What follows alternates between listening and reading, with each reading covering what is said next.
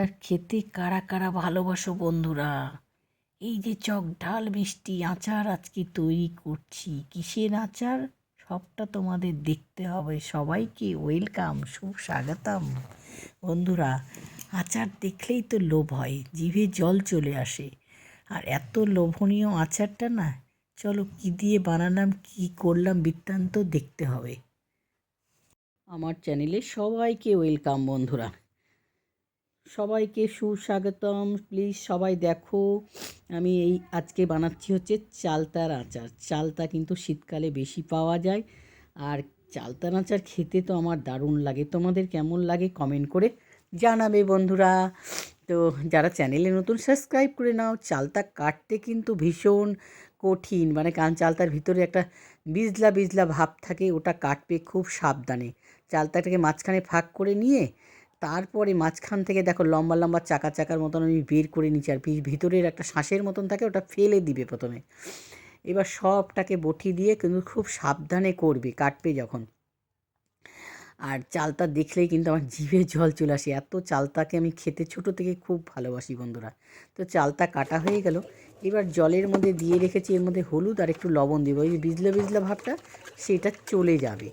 এবার শিল নোড়াতে নিয়ে নিয়েছি চালতা। সম্পূর্ণ চালতাগুলোকে থেঁচে নেব। অনেকে আবার চালতা হচ্ছে দু রকমের আচার করা যায়, সেদ্ধ করেও থেঁচা যায়, কিন্তু এটা আমি কাঁচা অবস্থায় থেঁচে করছি। এটা অনেক দিন থাকবে ভালো, আর খেতে দারুণ সুন্দর হবে। তো এখানে সর্ষে, ধনে, শুকনো লঙ্কা, পাঁচফোড়ন, জিরে আর মৌরি সব মশলা, এই মশলাগুলোকে হালকা করে ড্রাই রোস্ট করে নেব। আর এটাকে জলে রেখে দিয়েছি সাইড করে, আর এটাকে ভেজে নিচ্ছি। চালতাটাকে সাইড করে রেখে দিলাম। এবার সম্পূর্ণ হালকা ভাজবে, কিন্তু পুড়ে না যায় যাতে। আর সর্ষে যখন ভাজবে তখন একদম কড়াইকে ঠান্ডা করে ভাজবে। তো ওগুলো সব হয়ে গেছে। এবার কড়াইয়ে তেল দিলাম, খুব শর্টে দেখাচ্ছি যাতে তোমাদের দেখতে ভালো লাগে আর দেখার আগ্রহটা হয় বেশি। তো সর্ষের তেলের মধ্যে করলে মূলত ভালো হবে। এবার দিয়ে দিলাম পাঁচফোড়ন। সর্ষের তেলটা আমি এখানে 3 টেবিল স্পুন নিয়েছি সর্ষের তেল, মানে আচারের কতটুকু আচার করবে সেই হিসাবে তেল দেবে। এবার চালতার থেঁচাটাকে দিয়ে দিলাম, দিয়ে ভালো করে কিন্তু ভাজবো।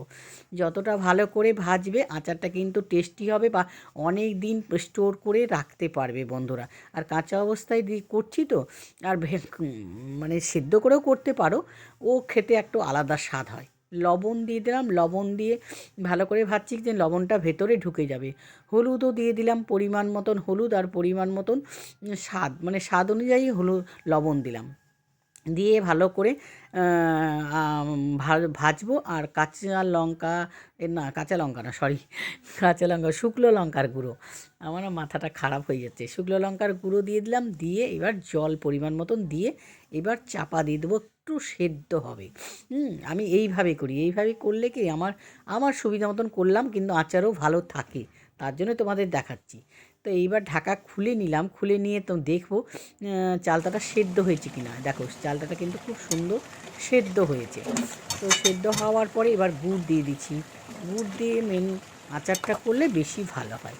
তো এখানে আখের গুড়, আমার আচারের পরিমাণ হিসাবে আমি আখের গুড় দিয়ে দিলাম।